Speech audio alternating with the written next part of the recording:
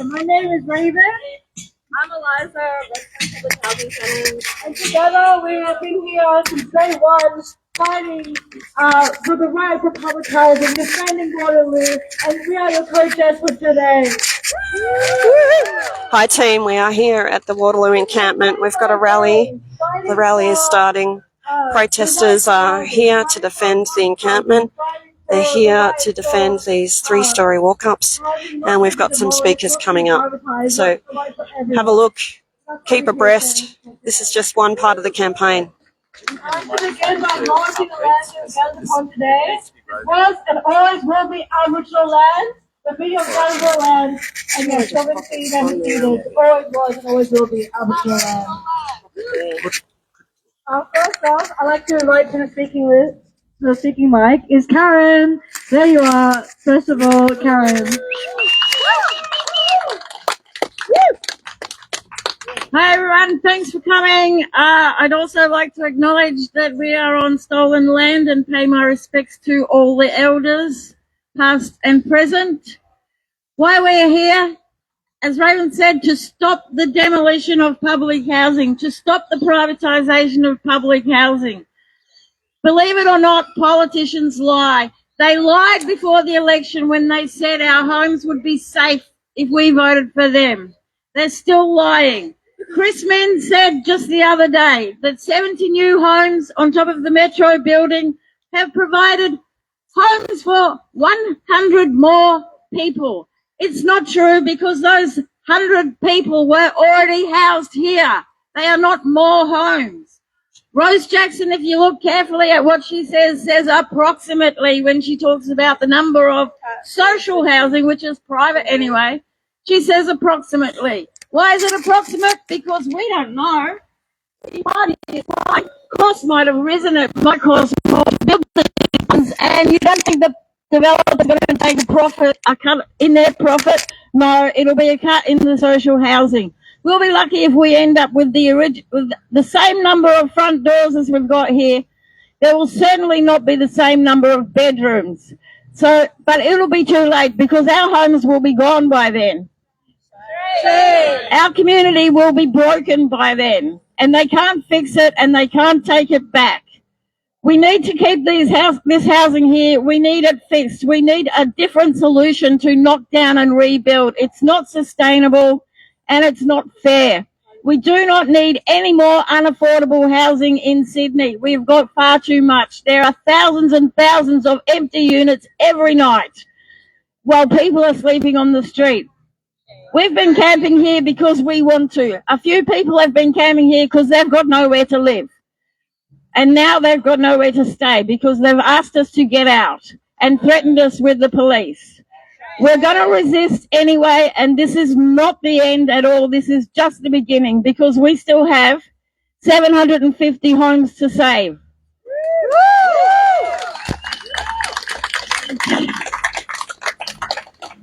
So we're going to keep fighting and keep calling out their bullshit. Keep calling out their lies. We need public housing now, not in 4 years or 5 years. We need it now, and we need them to build it, not give the land to developers for a few crumbs. There is vacant public land. Let the Treasury sort it out. They can give each other land. Don't make the housing section of the government pay the transport section of the government market price for what is our land. It belongs to the public. And here come the police. Okay.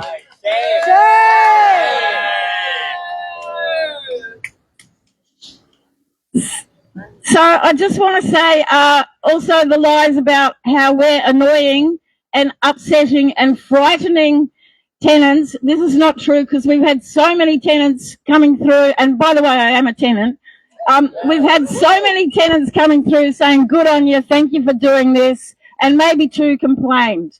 Now, that's not much. But on the other hand, when they're advertising how great their new housing is, they have only 2, and that's also enough for them. 2 people are happy with their new homes.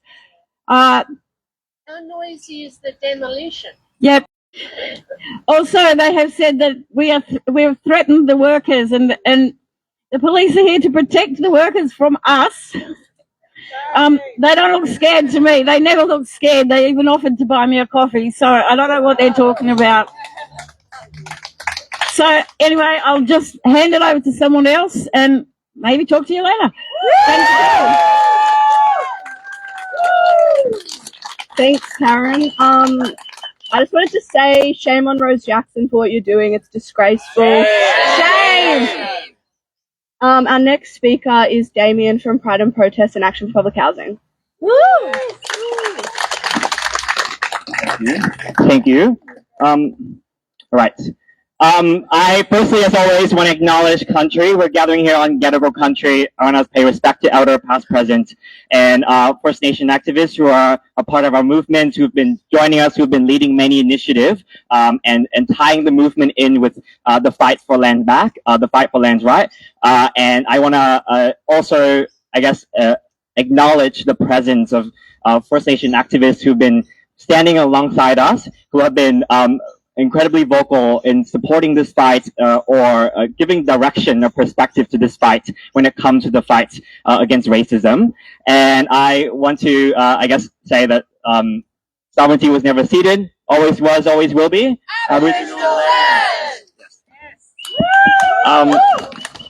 So my name is Damon. I'm a member of Action for Public Housing, but more importantly today, I am a member of the encampment at Waterloo South. So firstly, I want to say congratulations everyone. Today is the 25th day of this encampment. I just want to say that when we started, we didn't even know if we're going to last a day, and now we're on the 25th day of this very long campaign. And I think we have seen a very diverse group of people who've been coming here and evolving our politics and expanding this movement, which has been a movement that existed for decades. The attack on public housing by this government and successive governments have been a long attack, and today we are gathering here with the legacy of that social movement. I also want to say that it's been incredibly welcoming seeing many different number of different social groups being here and sort of standing together on what is a very important confrontation point in, I guess, the fight for public housing.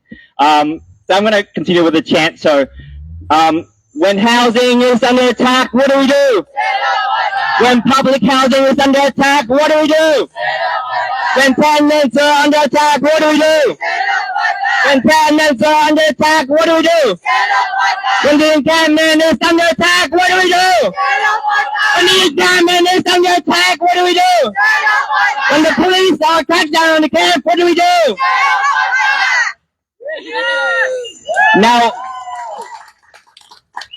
I want to acknowledge also that there's been many tenants who are present here today, and many unionists who are here today, and many grassroots activists who are here today who have spent a really long time at this camp. It's very clear to me that the fight to end the demolition of public housing in this state and in this country is a broad fight that exists both in Waterloo but also across the country. It's been very welcoming to see that there are many people who've come out of the community who've been a part of the fight in the last few decades, maybe take a rest for a while, but then it's coming back out, being vocal and showing up in support today. I'm very certain that yesterday, even though the Homes NSW have announced that they would want to crack down this camp, that we would have the resiliency and the ability to gather and organize continuing for the housing movement. It had been incredibly, I guess, inspiring to see, as someone who's quite young and is renting and is a tenant as well, facing the crackdown and policing at my home, that there are a different section of working class people, of tenants who are coming out and taking part in this fight.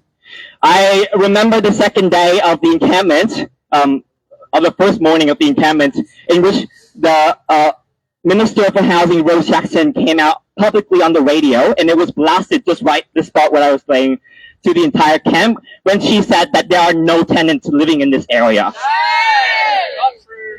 And then immediately, a couple hours later, we had a press conference in which I had to run with the guy from The Guardian toward that side over there, in which there will be more police today. in which they're putting up fencing, and a tenant from that home walked down and said, "I just learned about this today." I was happened to chat to her for a while, and she was gracefully enough to be able to come to the ABC and speak to them about how she's still living there, and she'd been homeless for a long time before that, and that it was great to see that our presence is still strong, because I think at the crux of this campaign isn't anything physical like the encampment. It is about the relationship and the autonomy that we as tenants have in the fight against landlords. And I think it's true when we say that Home New South Wales under the Labor government have been absolutely disgusting in calling the cops on activists, calling the cops on tenant initiative, calling the cops to essentially kick them out, as they are going to do today. I also want to say something. Home New South Wales have put up a letter essentially evicting people at the camp and tenants initiative at the camp.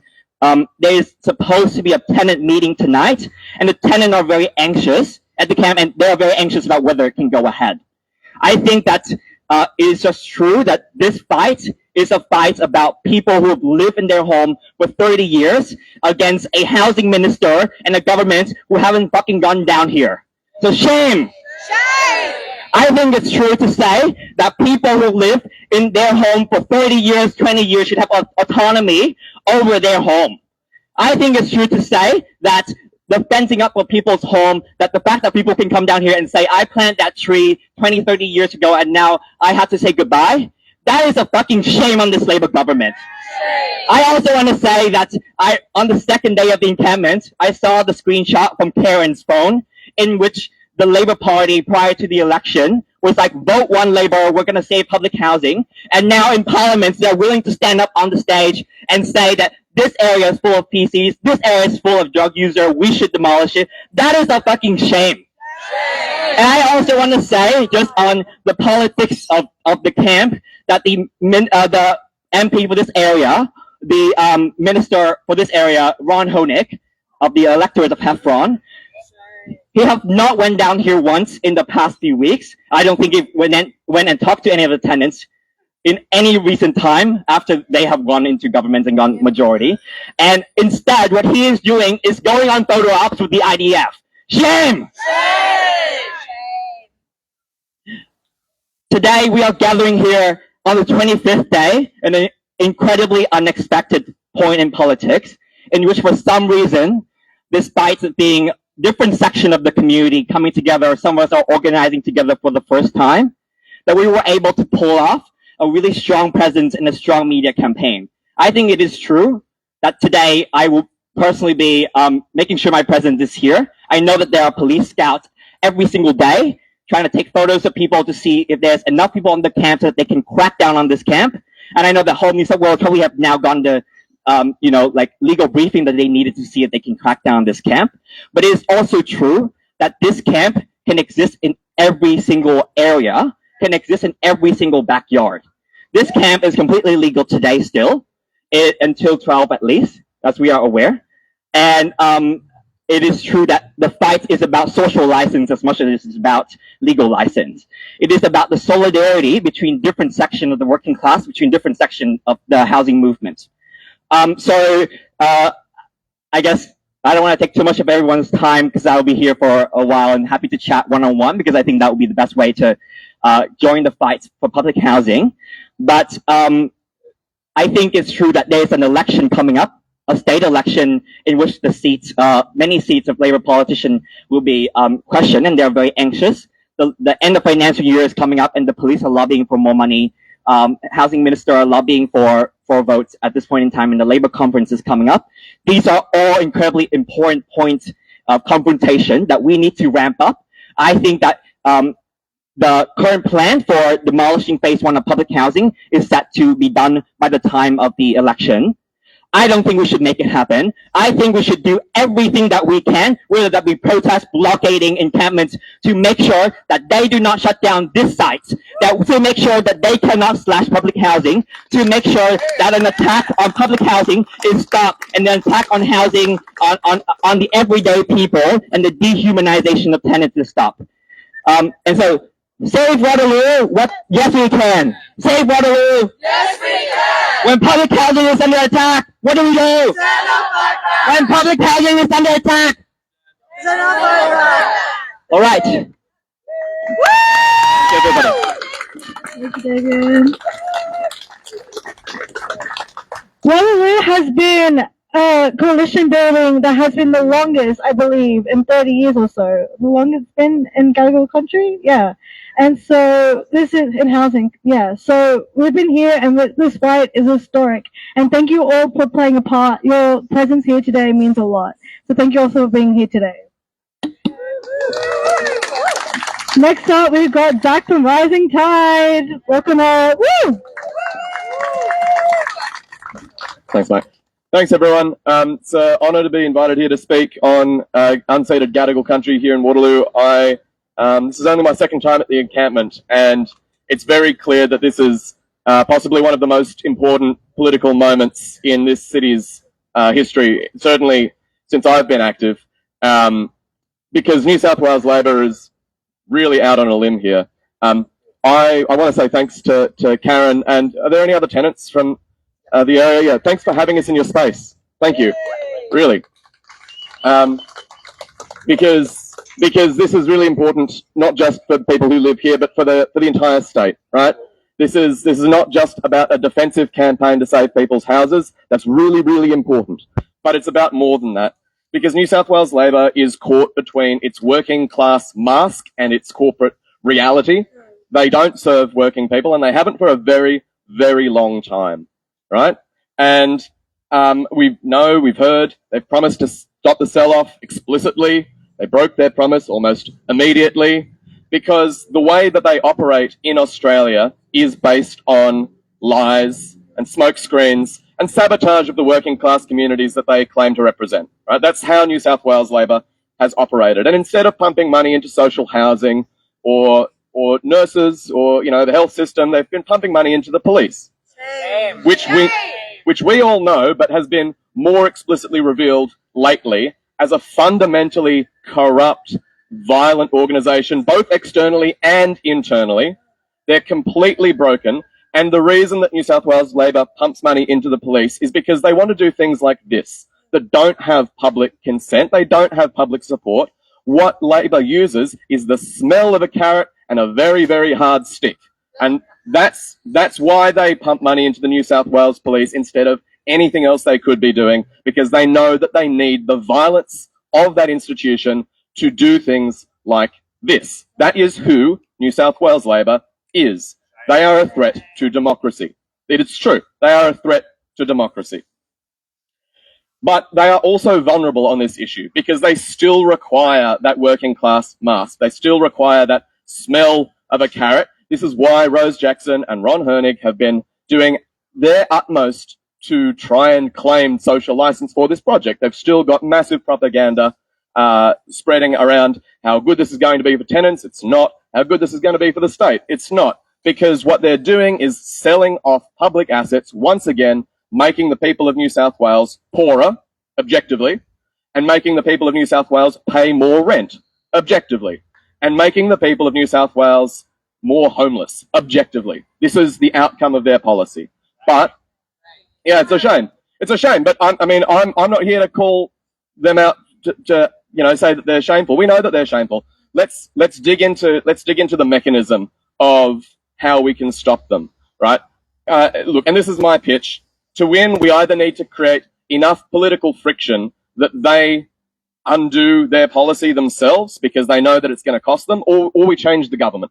Those are essentially the two options, right? I don't see any others. So either they do it because they know that it's going to be worse for them if they carry through, or we blockade this all the way up until the election and then we change the government and don't give them the power to continue.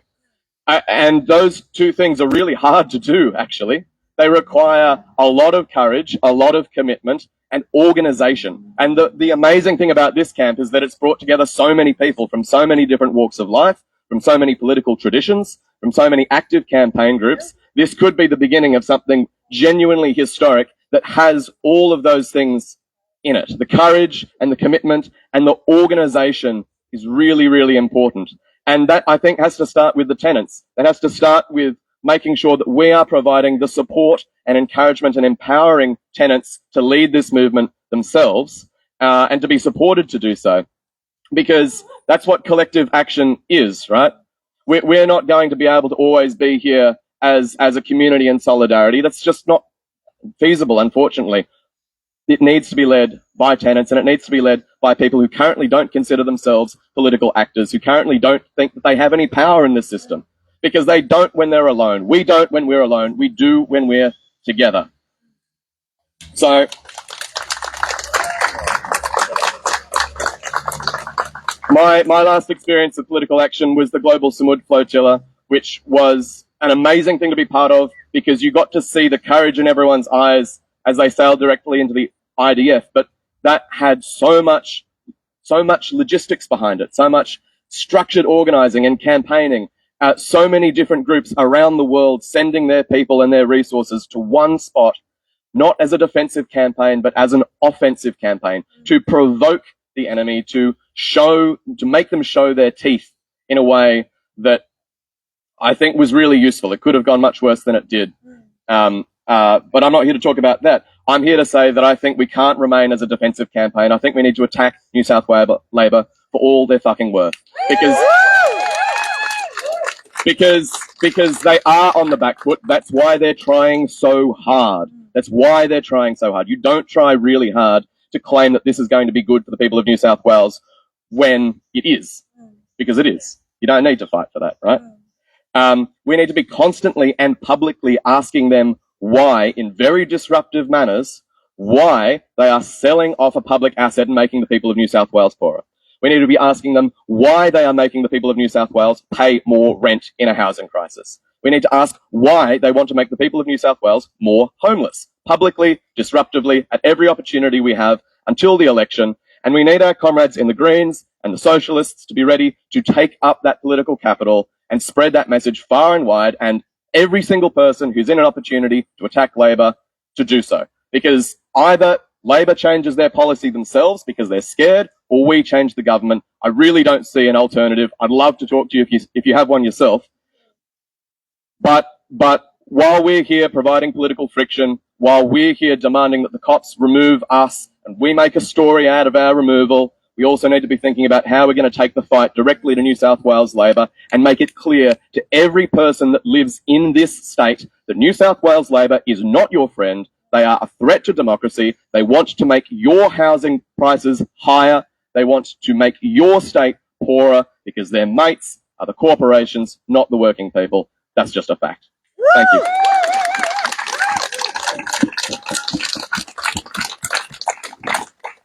I just want to give everyone a heads up that we received on the letter 12 o'clock is when Homes NSW will be coming in. So that is in 10 minutes time. Thank you all for those who are staying in this area.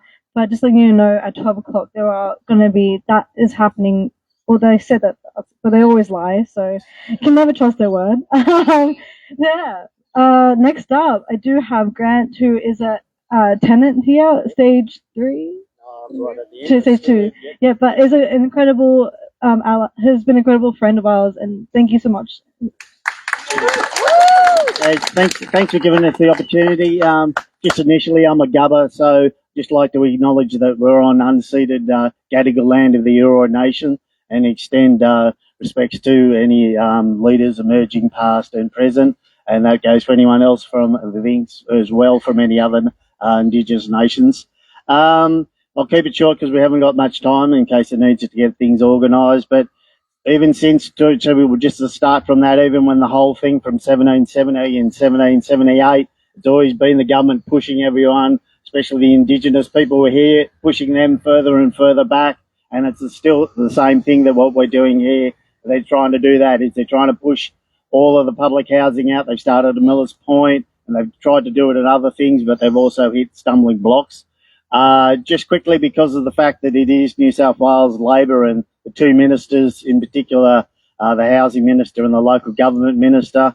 So yes, you've heard a lot of the talk about, especially when it came to the last election, the current member for Heffron, who only really came in, and we had some great support when we were under Jenny Leon from the Greens when she was our local rep, and she's actually still been down here more times. And I've only seen Ron Herring actually down here once, and he was at a fantastic organisation, so it's no thing on them, but the Oz Harvest thing. But I have heard from people that basically it was just a PR photo opportunity for when he went up there to actually pretend to be handing out and being part of the community, and that was only once that we've ever seen it. Yeah. And as people have said, yeah, I was one of the tenants, and everyone in the tenants, yes, just before the election, we were promised that if we all voted for Labor, that it'd all be 100% public housing and everything like that.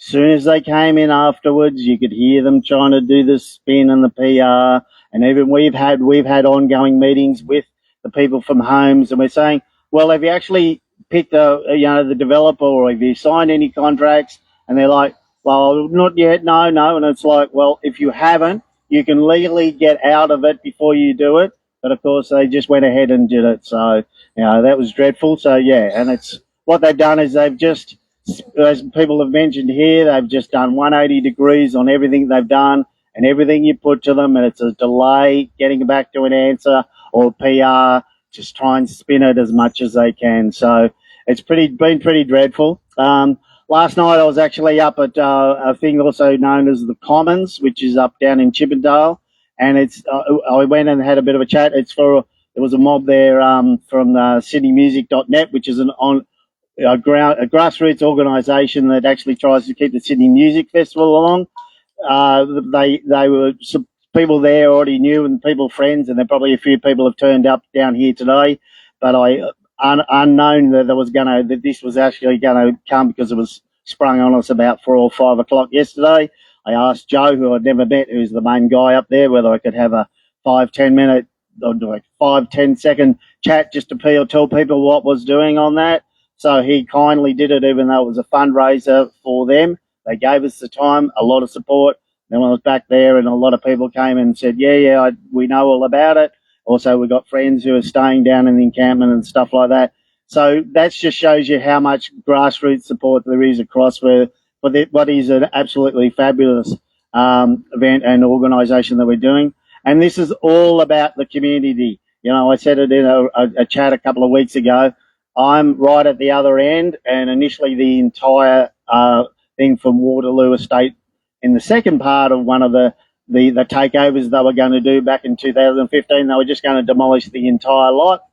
Then part of the change, of course, all the spins is they've just chunked off this bit at the end so that they could make it a bit easier to do it. And as I've said before, it's not so much because my up where I am, it's 10, 15 years, but it's people like Karen and other people who part of the community, and Karen's a tireless worker for doing all the stuff that we're doing and getting things organised with like peer educators so that we can actually get, complete things that any of those troubles that do affect our community, we can try and help them out to trying to do things like health issues or anything that unfortunately the government in particular.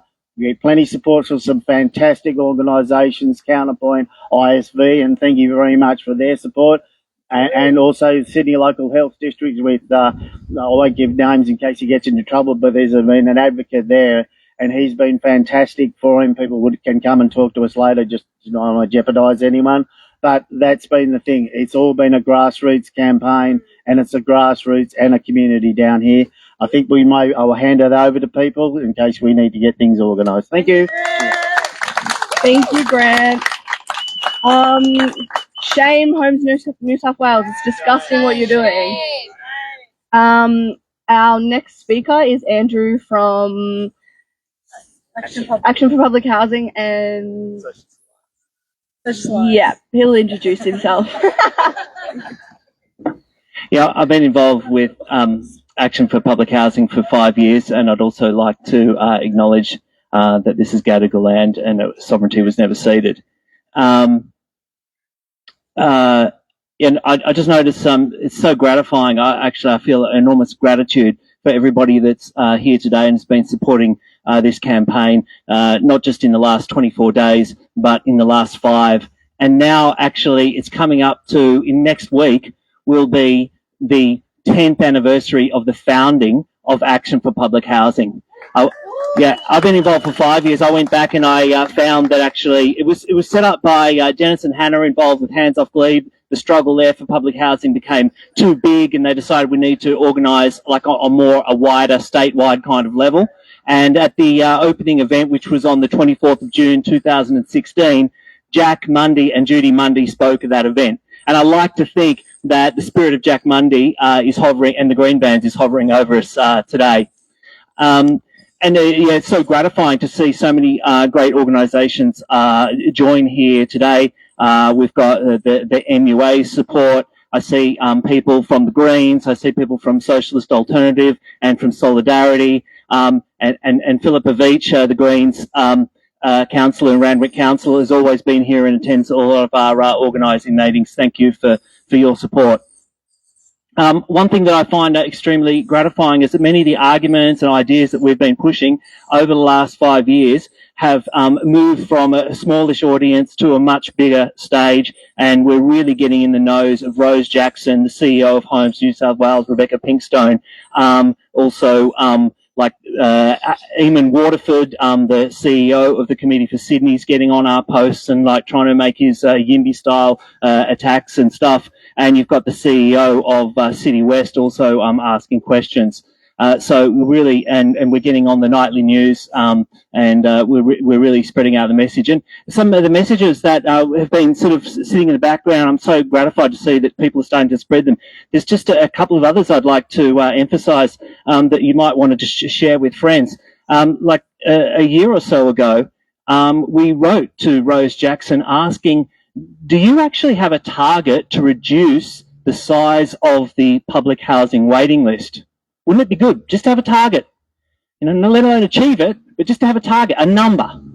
And guess what the answer was? No, we don't have a target, and we don't think such a thing would be suitable. And since then, it's grown from 62,000 households to 69,000 households. So 7,000 people are now in urgent need of public housing because she does not have a target to reduce the length of that waiting list. And another time, they came up and said, oh, guess what? The new inclusive term, it's social housing. Oh, that's the new inclusive term. And when I checked AHURI, the Housing Research Institute, I read that social housing is just an umbrella term for public housing and community housing.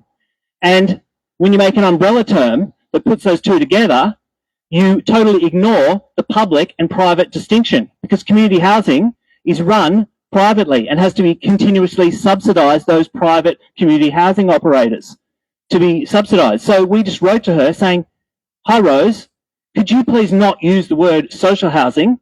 It's okay that you can refer to these things, but just instead of saying 2 words, social housing, say 4 words, say public and community housing. Just say that instead, right? Just don't use the word social housing, again, because it erodes the public-private distinction. And guess what she said? No, we're not going to do that.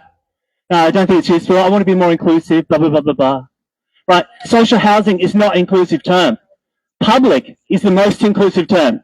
Is everybody here a member of the public? Are you ashamed to go to if you go to a public school? Are you ashamed to catch public transport? Are you ashamed to go to a public park? Are you ashamed to go to a public hospital?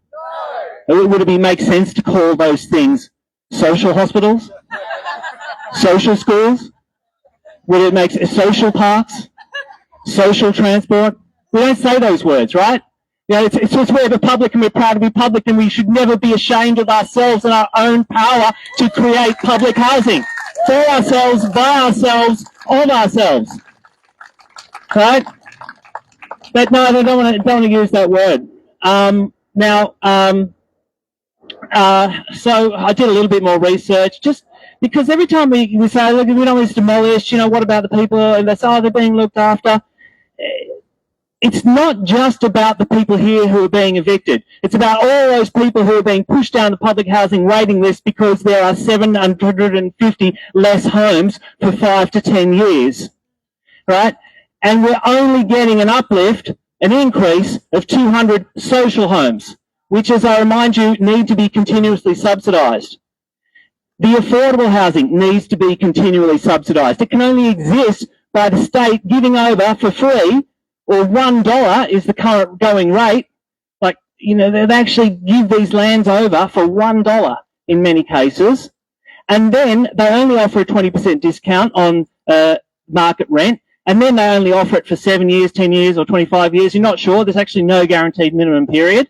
And guess what? The 20% reduction, the lion's share of that is made up by Commonwealth rent assistance. So we're still subsidising these people. So I don't count that, those 20% affordable housing that will be here, as worth anything. It's worthless, right? It's just a waste. It's a waste. So what are we giving up to get this 200 increase? We will be giving up 70% of the public land in South Waterloo. That's 12 hectares of land, which is currently valued at $1.3 billion. $1.3 billion of land will be given to Stockland. 70% of that, that's around, give or take, it's about $1 billion in exchange for 200 increase in social homes. That's $5 million per house, right? It just makes no sense at all, right? So don't listen to the lies. Keep fighting back. We may have a temporary retreat today, but we're going to keep on fighting and building the movement. Thank you very much.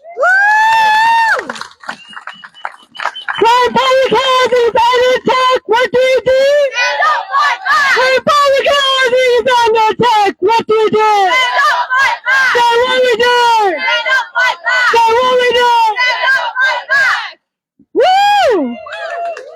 Next up, I would like to bring out my brilliant co-chair, who's also a public housing documentary filmmaker, Redford housing tenant, and also a very good friend of mine. Please welcome up Eliza!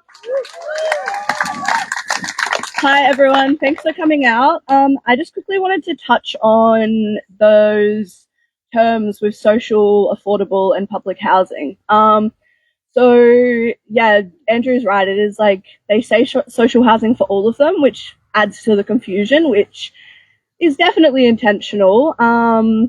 The only stable housing when it comes to social, affordable, and public is public housing, and affordable is 30% under market rent. So if your market rent is $1,000, which is $800 a grand, which is the standard market rent in Sydney, it's not going to be affordable, is it? So that's not affordable to anyone. And I went to one of the parliament debates or whatever it was, and they were talking about how they're going to build XYZ amount of homes, but they don't state what's public, what's affordable, and what is social, and they don't say when. So we all know they're just going to build private homes. They don't want public housing. It's disgraceful. It's disgusting. I'm a public housing tenant myself. I've lived in public housing my whole life.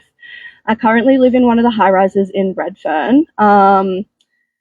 The lies that they're saying about the places being unlivable is disgusting. It's unlivable because they don't maintain anything. I have 10 maintenance requests at once. The tradesmen that they contract come out and say that they've done the job and they don't do it, and then housing never follows it up. So, if you gave people the supports and services they needed and maintained properties, that would make a place more livable and functional. They say that we're not functionable, but then they don't give people the support they need, and they don't put money into maintaining properties, which then helps them by saying that it's unlivable and they can knock it down. So I just want to say, fix properties, refurbishment, not demolishing. And it's disgusting what you're doing. We need more homes, not less. Don't knock down people's homes. Refurbish, not demolish. Defend Waterloo. Defend what we can! Defend Waterloo. Yes, we can! Woo! So, in 2 years' time, apparently Homes NSW will be here, but I don't see them, the evil eyes, anywhere nearby, so thank God for that. Next up, we've got with Ashton from the Builders Liberation Federation.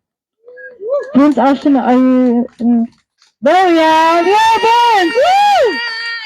BLF! BLF! BLF! BLF! Thank you. I want to remind people that on the 21st of June 2026, it'll be 55 years since the inaugural green ban at Kelly's Bush, where the women from Hunters Hill called on the builders' labourers to implement the first green ban in the world by a union. And, it was alarming to see the other day, or the other night on the TV about Rose Jackson saying that she hasn't gone along and went back on her promise to go along and support the housing. She's gone along and told you just speak and I'll hold it. And she's gone along and before the election, both her and the Treasurer have said that they would not go and sell off public land. And of course, we've now gone along and seen all of the stories. You just can't go along and make it up all the time. These people have got to go along and start being transparent and telling the truth, and give the accommodation back to the people who deserve it. By the way, the implementation of the green bans it created a position of where residents' action groups formed together, like Woolloomooloo, Glebe, Waterloo, and Redfern, and they made an impact, and so did the union at the time. Made an impact. We had some progress, and we had a lot of progress, but we've gone along since then, and the successive governments have gone along and let the public down again and again. So I just say stand tall and stand strong. And let's go along and continue on to win this battle. Thank you. Give it up for Vince, Builders Labourers Federation, former, worked with Jack Mundy very close. Woo! Thank you so much. So first of all, we have a quick announcement from Damien. Thank you. All right, everybody. It's now after 12. I've been made aware that because of the rally today, it seems like no demolition is going ahead. Demolition have been happening every single day in the last few weeks, and people have been holding them up very slowly. But it was quite clear today that when I was having a little march around the area, the police is a bit confused because of the turnout today, and also because there's people here, there's people over there. So I think it's really good that we are all gathering here today. It's important to keep up a strong spirit, and I'll give you more announcements and updates as times go on. I want to say that Home NSW did say yesterday that they will increase the police after 12. I think clearly these turnouts have led to them facing a little bit of confusion and is probably regathering to figure out what's going to happen next. But thank you so much, everyone, for I guess coming here and staying around. It's been good to call your friend as well, and I'll give you more updates as times go on. Thank you. I'd just like to introduce Charlotte now. She's been a great member of the camp, been here since day one, and she's also a part of Watch the Cops. Defend Waterloo! Yes, we can! Defend Waterloo! Yes, we can! I love chanting, let's do another one. Rose Jackson, we see you! Get your hands off Waterloo! Rose Jackson, we see you! Get your hands off Waterloo! One more time. Rose Jackson, we see you! Get your hands off Waterloo! Exactly, hands off Rose Jackson. I will acknowledge, like a few other speakers, that we are here on unceded Gadigal land, and the destruction of public housing on this unceded Gadigal land is a continuation of the genocide of First Nations people. This has been a slow-moving gentrification, an attempt to push First Nations people out of their homes and communities. Always was, always will be. Aboriginal lands! So, something I want to talk about. Hey, how nice is it to have a rally with no cops here? Woo! it's really nice. We feel like we can breathe. We feel like we can, get to know each other. We can get organized without some fascist in a blue shirt breathing down our necks. That's pretty nice. Why are the police not here right now? Let's talk about it. They're not here on Cope Street right now because they're up at John Street. Because up at John Street is where capital is actually being threatened. Police are not here because we're not threatening any money right now. Shame! Yeah. Shame, but also, highlights how little sense they make. Highlights how they only protect property and profits rather than people. Police have been rude here, they've been brutal here, they've been violent here, but it is nothing compared to the brutality and violence they enact on the streets of Redfern and Waterloo every day, targeting mob hardest. Shame. An activist presence in Waterloo has been really, really appreciated and respected by mob. It has been really, really inspiring for me personally to be spending time in Waterloo and Redfern. I used to live in Waterloo. I love it here. And kind of reigniting a little bit of a revolutionary spirit in this space. I think we need to think about other areas that we can protest aside from the major city. Something that this encampment has done has given us the ability to really, really, really think about our tactics and whether they are working and whether they are not. Something we've learned here is that the reason we are still here is because direct action gets the goods. If you actually put your bodies on the line, if you tell a government a decision is unpopular enough that someone is going to lie in front of a truck, that does a lot more than even a speech here today. That is a real sacrifice and action that shows how unpopular this decision is. So people have been putting their bodies on the line, but they're not just defending homes, they're defending every single person's future. We are in the latest stage of consumer capitalism. Colonialism is rife throughout this world. And to be honest, guys, we probably only have the 10 years it'll take for them to demolish and rebuild private housing here to kind of fix that. So we really, really need to get organized. And that is what Waterloo has done for a lot of the Gadigal left. I'm not going to take up too much time today. I am going to say that we can't afford to wait. We cannot afford to wait until we've read enough literature, until we have, if we see something wrong, we should react. We shouldn't be too worried about having the exact right position or the exact right amount of education. That is an elitist model. We should be seeing something wrong. We should be seeing the evil that Rose Jackson is putting over Waterloo, and we should just be showing up without a second thought, which is what the people of the encampment have done. So kudos to everybody who's come to this encampment without overthinking it. Don't watch it in a doco in 10 years. Be here now, That's what I want to say. That's what I really, really want to say. And again, it's really just so inspiring to see this shift in protest dynamic, to see an actual fight back on these streets that has cost the government hundreds of thousands of dollars, in 25 days. There's not much other protest that we can say achieves that in this day and age. It has in the past, and it's what we need to get back to. It's what we need to rebuild. It's what Vince with the BLF was building in Gadigal streets all those years ago. It's what we have left by the wayside and what we're building again here now. So I don't know when Homes New South Wales is coming here now. They're 13 minutes late. I don't know when they're coming, if they're coming. I don't know when and if the cops are coming down here because they're too busy protecting capital up there.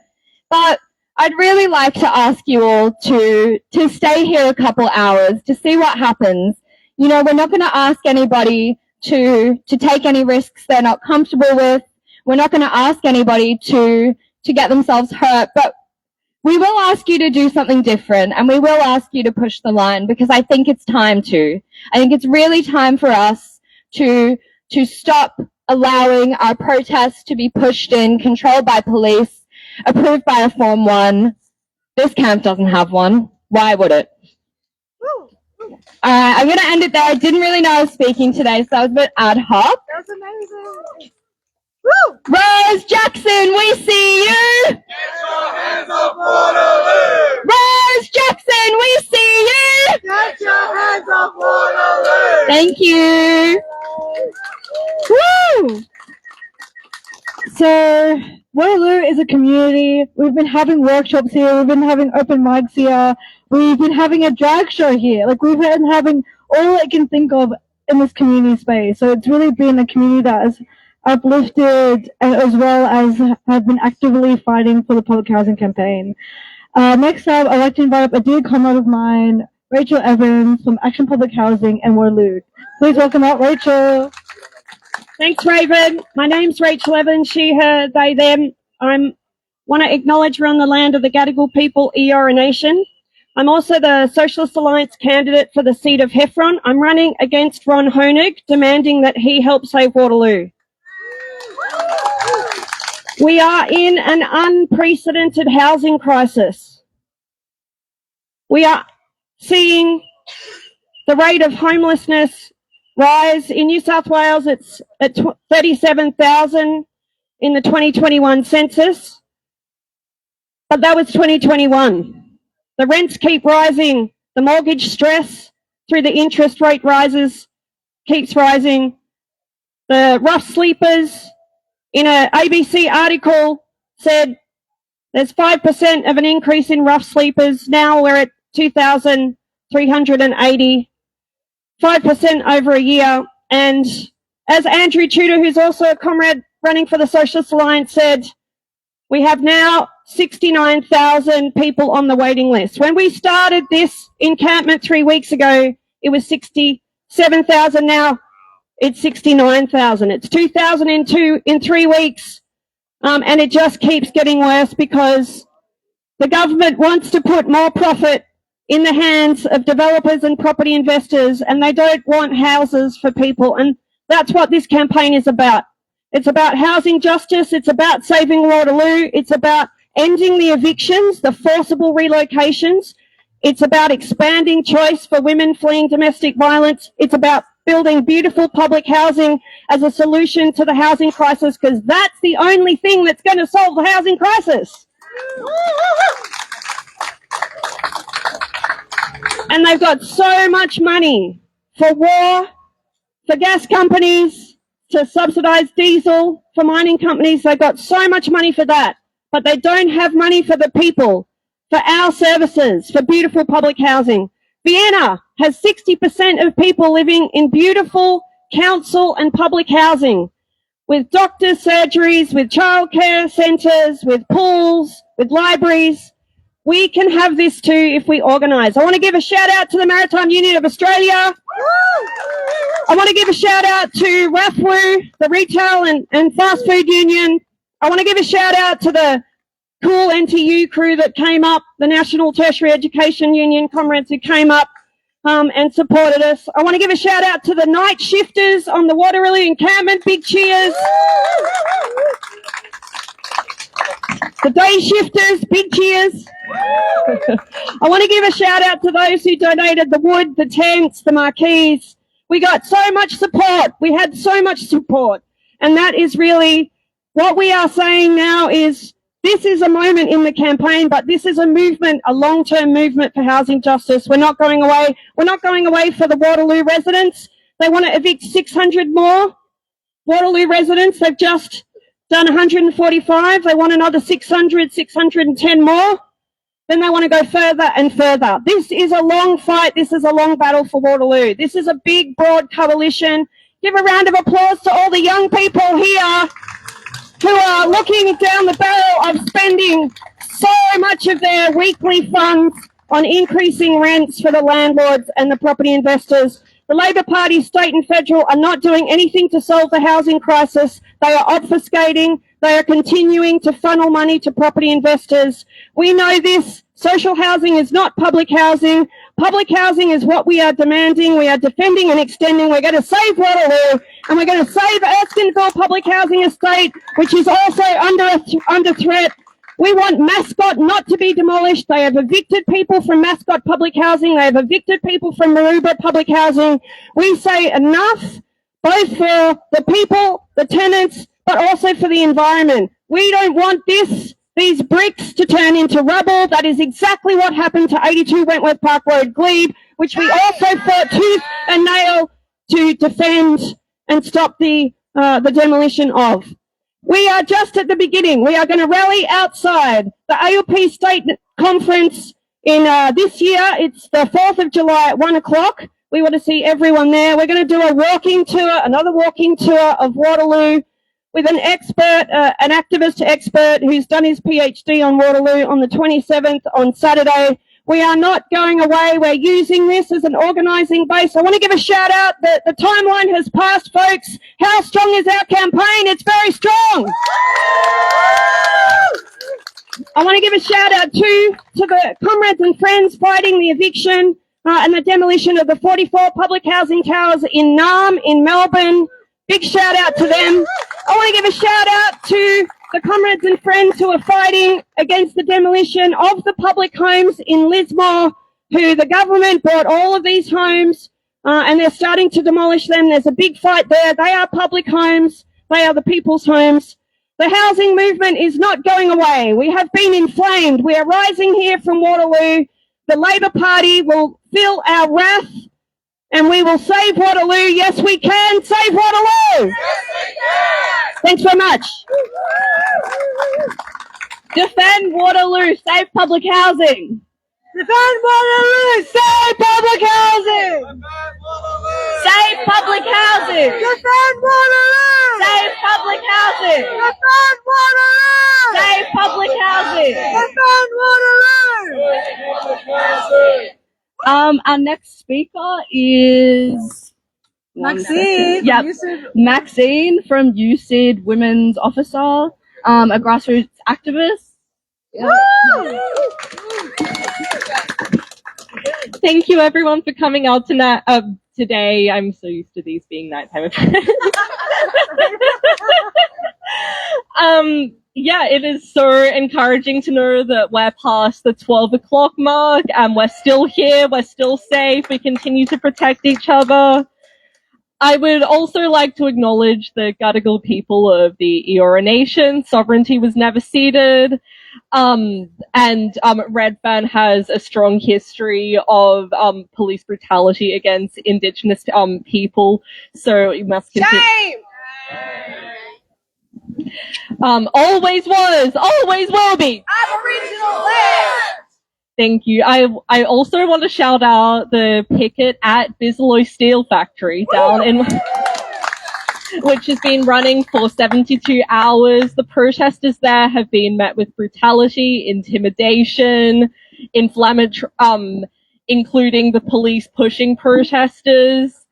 So absolute shame on that, but it's so encouraging to think of a national fight to stand up for pickets like these, to stand up for public housing nationally, from here to the towers in Melbourne or public housing in Lismore.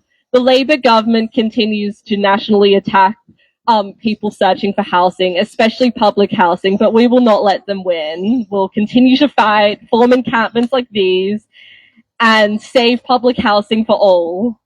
Now, now, as Harpreet mentioned, I am a USID, one of the women's officers at USID, so I would like to acknowledge how public housing is commonly used by victim survivors of domestic and family violence. This is just one of the attacks upon feminist rights, from from femicide to the national attack on reproductive rights. So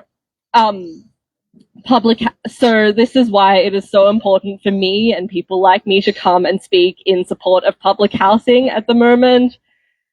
Now really seems like a turning point in realizing how little our Labour government and truly care for the working class. From the police brutality at the Herzog protest, from the intimidation at Bizzaloy, from the attacks on our rights in government, it is so obvious that all of this is a matter of class. It is a matter of a war upon the working class, and this is some of the most staunch direct action that I have seen during my time as an activist. Yeah, so we sorry. You're doing great. Thank you. I'm sorry. Yeah, sometimes it's just so radicalizing as a renter, as someone who seeks for housing, just to know how impossible it is to live as a young person, as a member of the working class. Like, I'm never going to own a house in my lifetime. I'm probably never going to, like, live in and even be able to receive housing by myself. It is just because the way that this system is set up is inherently so unlivable for people like us. So we must continue to fight back. We must not let them win. We must continue pickets like this of direct action, as we are seeing nationally right now. Now, let me just end this with a chant. The working class is under attack. What do we do? The working class is under attack. What do we do? The working class is under attack. What do we do? What do we do? What do we do? Thank you all, and thank you to all of the previous speakers before me. Thank you, my love. So we've got two more speakers, and then we've got an announcement. First, I'm going to start with the announcement, then the two speakers. But yes, thank you all. Right. Hello, everybody. This is an announcement. So we've started basically the New South Wales Police in McMahon having a meeting about what to do with us. So it's quite good that there's still a strong presence of people here today. I also want to say that the media is also here, which usually is a good sign. But to let everyone know that there's obviously media presence. You might be on state or national media news tonight. And so watch out for that. And it will be good to call more people in. Obviously, the threat of policing was at 12. Now we know that that can be contested, especially in this area. I would encourage that people who are comfortable maybe come into the area, maybe at the back or at the front, just so that we can have a strong presence as they are basically surveilling to see how our presence and how we're going. And I'll give you more report as times go on. Add to that. And I'll also just add to that by saying, like, I really do encourage you all to step in. If police do arrive and they give you a move on order, just walk out if that's not what you want. You cannot be persecuted if you comply with the move on order. So I would advocate that it is not unsafe for you to just walk in, as long as you know what you're willing or not willing to comply with. All right, thank you. And yeah, we have legal observers. We have all the steps in place.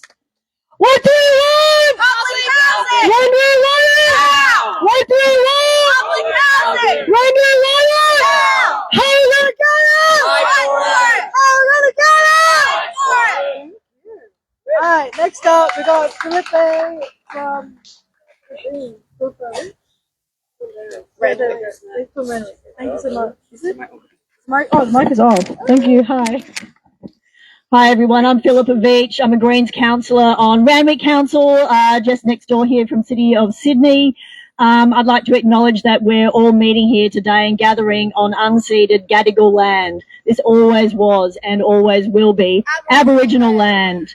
A massive shout out to all of the residents, to Action for Public Housing, everyone who has been meeting, staying overnight, coming day after day to the encampment. This is really a very historic event. We do not see this. I've never seen this in my lifetime. We have to acknowledge the power of people coming together, standing strong, standing in solidarity, in defence of public housing that belongs to the public. It doesn't belong to the Chris Minns state government. It doesn't belong to the developers. It belongs to the residents and to every single one of us in this state. And make no mistake, the so-called housing crisis, which we all know is real, is a result of deliberate policies spanning over 2 decades by the Liberal and Labor governments. They are manufactured. This is not just a fluke. We are here in this crisis where people cannot afford to have a roof over their heads, whether to rent or to buy, as a result of deliberate policies that have delivered eye-watering profits to the big banks. They are making the most obscene profits from people who are just struggling to get by. Shame! These policies are delivering obscene profits to property developers, big and small, and they are handing over public land. We have seen for the last 2 decades, both the Labor and the Coalition, by stealth, handing over public land all across this state and all across this country. It means that we are completely alienated from the land that we need for those services, for housing, for schools, for hospitals, for recreation, for all of those essential things that we need as a community. They are destroying our communities through these policies. And as has been said before today, social housing is not public housing. It is a complete misnomer. It is a lie. There is no social housing is essentially a public-private partnership. Really, it is just essentially privatised. So we need to fight back. We have to stop these policies that not only have delivered massive profits to the banks, delivered land and profits to property developers, Airbnb, other policies like Airbnb, which are ensuring that there's just nowhere to rent in our cities, ensuring that, they're not planning properly. They're also blaming local councils, saying your planning policies are holding up development. But we have seen developers land banking all across this city for decades. In my own LGA in Randwick, along Anzac Parade, there have been buildings there just mouldering away for the last 20 years or more. They could have been developed into housing, but the developers choose not to do that. They won't develop until it's profitable. It's nothing to do with local councils or communities wanting good planning outcomes for their neighbourhoods, which is what we all need. So it is a lie. And they just keep actually putting in more and more policies to destroy communities, to sell off public land. What is the point of even going to being in government if you don't believe in the power of government? If all you are there for, why even be a political party? What is even the point of Labor? What is even the point of the Coalition? When they don't actually believe in the fundamental structures of government, which should be about delivering services to the community, delivering housing, delivering essential services, and being there for the community. They are literally just selling the community off. And it's only through actions like here at this encampment and people coming together that we can actually demonstrate to the public and to the community what that power is. This is what this land is for. It is a place where people can come together in solidarity. So a massive kudos again to everyone at the encampment, to Action for Public Housing. The Greens are staunchly in support of public housing and public services, and we stand by this community every step of the way. Thank you. Woo! Thank you. What do we want? When do we want it? Now! What do we want? Public housing! When do we want it? Now! Our next speaker is Murray Flood from Knitting Nanas. Woo! We love you, Knitting Nanas. Thank you. Thanks for the opportunity just to say how much we appreciate what you've all been doing here over these last few weeks. The Knitting Nanas are essentially an environment and climate group, but we don't have a lot of trouble joining some of the dots because we know that as older women, we are in that demographic where homelessness is growing exponentially. And we know that what is going on here is an expansion of homelessness.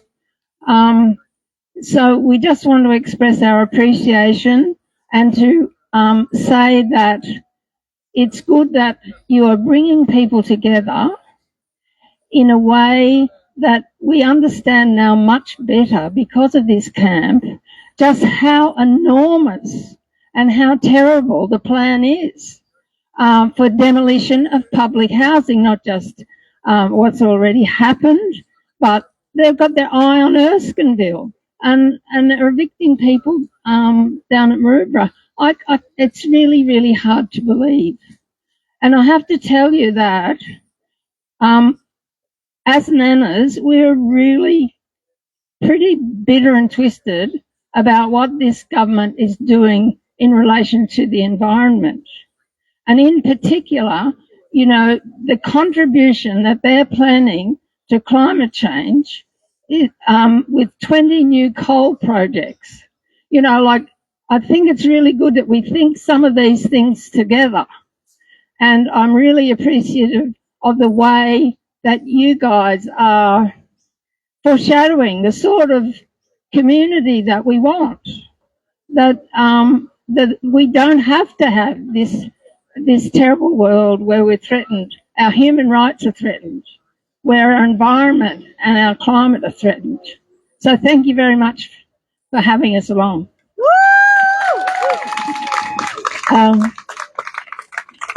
Thanks, Murray. It's very inspiring to see you all here, especially the younger generation.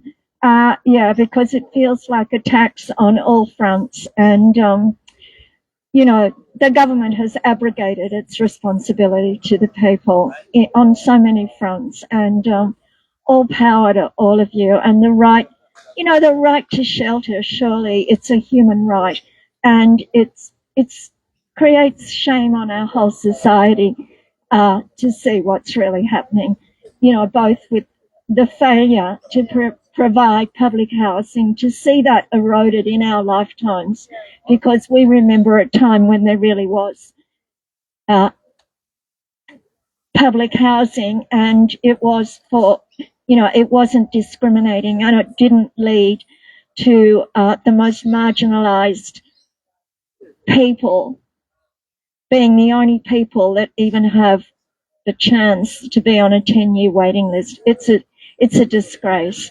So thank you all. Thank you. One more thing that we haven't mentioned is that as nanas, we're here for the kiddies, we're here for the grandchildren, and that's what's really important about what you guys are doing, is defending the whole idea of a right to housing in our society. So thanks very much to you for the work for future generations. Thank you. How are you all feeling? You feeling good? Feeling great? Feeling re-energized? Hey, that's what I like to hear.